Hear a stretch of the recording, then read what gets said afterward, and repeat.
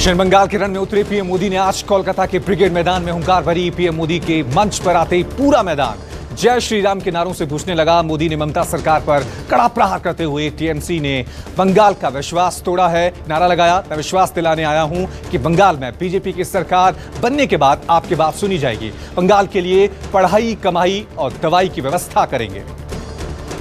PM Modi ने कहा कि बंगाल के नौजवानों के लिए, किसानों और उद्यमियों के लिए, बहनों बेटियों के विकास के लिए हम 24 घंटे दिन रात मेहनत से काम करेंगे।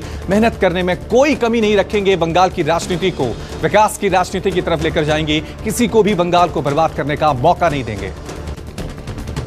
पीएम मोदी ने सीएम ममता पर तीखे वार किए। कहा बंगाल ने परिवर्तन के लिए ही ममता दीदी पर भरोसा किया था, लेकिन दीदी ने बंगाल की जनता का भरोसा तोड़ा है, लोगों को अपमानित भी किया है। पीएम बोले ममता दीदी का खेला खत्म हो गया, अब विकास शुरू होगा।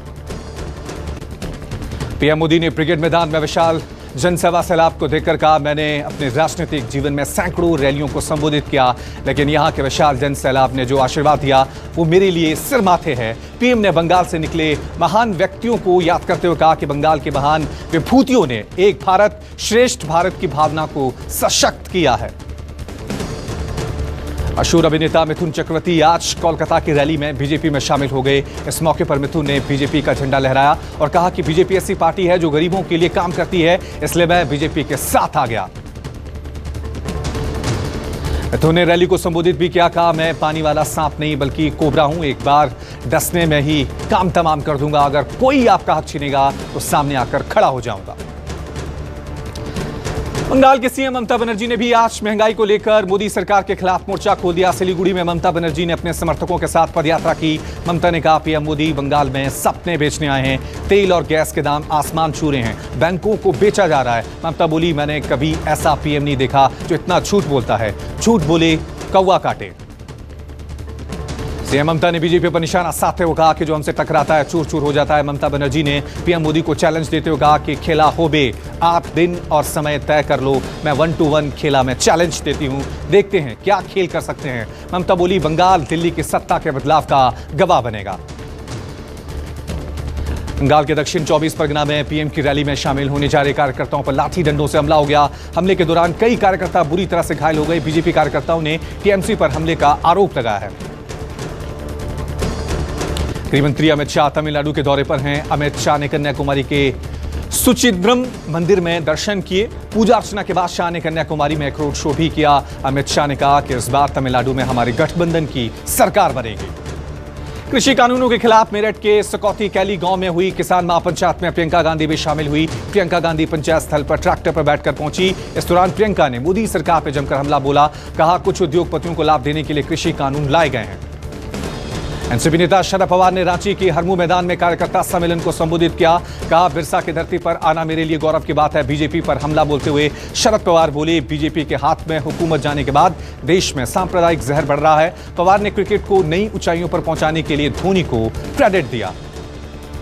बीजेपी नेता गिरिराज सिंह के विवादित बयान पर कांग्रेस नेता पीएल पुनिया ने पलटवार किया है। कहा यह आपराधिक कृत्य है, जो ऐसी बात को बढ़ावा देगा वो भी अपराधी हैं। गिरिराज के खिलाफ मुकदमा दर्ज किया जाना चाहिए। जन औषधि दिवस के मौके पर पीएम मोदी ने शिलांग में बने 75वें जन औषधि केंद्र को राष्ट्र को समर्पित किया। इस मौके पर पीएम ने कहा कि गरीबों को सस्ती दवा के साथ साथ युवाओं को कमाई का जरिया मिला है। जन औषधि के लाभार्थियों से पीएम मोदी ने कहा कि देश में मेड इन इंडिया की दवाओं की मांग बढ़ रही है। भारत में बने कोरोना के टीके लोगों की जान बचा रहे हैं। देश में एक बार फिर कोरोना की रफ्तार बेकाबू होने लगी है। लगातार दूसरे दिन 18,000 से ज्यादा नए मरीज सामने आए। वहीं कोरोना के चलते एक दिन में 100 लोगों की मौत हो गई। देश में अब कोरोना के कुल मामले 1 करोड़ 12 लाख के पार पहुंच गए हैं। महाराष्ट्र में कोरोना का प्रकोप तेजी से बढ़ रहा है। 24 घंटे में महाराष्ट्र में कोरोना के 11,141 मामले सामने आए, जबकि 38 लोगों की मौत हो गई, जिसके बाद प्रशासन में हड़कंप मच गया। मुंबई में आज 1,360 मामले आए और 5 लोगों की मौत हुई। सरकार कोरोना की रोकथाम के लिए लगातार प्रयास कर रही है। देश में कोरोना के खात्मे के लिए कोरोना वैक्सीनेशन अभियान तेजी से जारी है। अब तक कुल 2 करोड़ 9 लाख लोगों को वैक्सीन लगाई जा चुकी है। वहीं उत्तर प्रदेश का पहला राज्य बना जहां 20 लाख से ज्यादा लोगों को कोरोना का टीका लगाया जा चुका है। आंध्र प्रदेश के गोदावरी जिले में भीषण सड़क हादसा हो गया। ट्रक ने सड़क पर खड़े ट्रैक्टर को टक्कर मारी। घटना में 3 लोगों की मौके पर ही मौत, जबकि 7 लोग बुरी तरह से घायल हो गए। घायलों को अस्पताल में भर्ती करवाया गया है।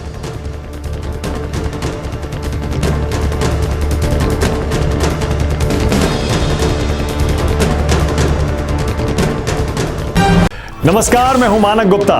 अगर आपको हमारा ये वीडियो पसंद आया हो तो इसे लाइक और शेयर जरूर करें, और हां, हमें सब्सक्राइब और फॉलो करना ना भूलें ताकि आप देश और दुनिया की कोई खबर मिस ना करें। तो जुड़े रहिए हमारे साथ और देखते रहिए न्यूज़ 24।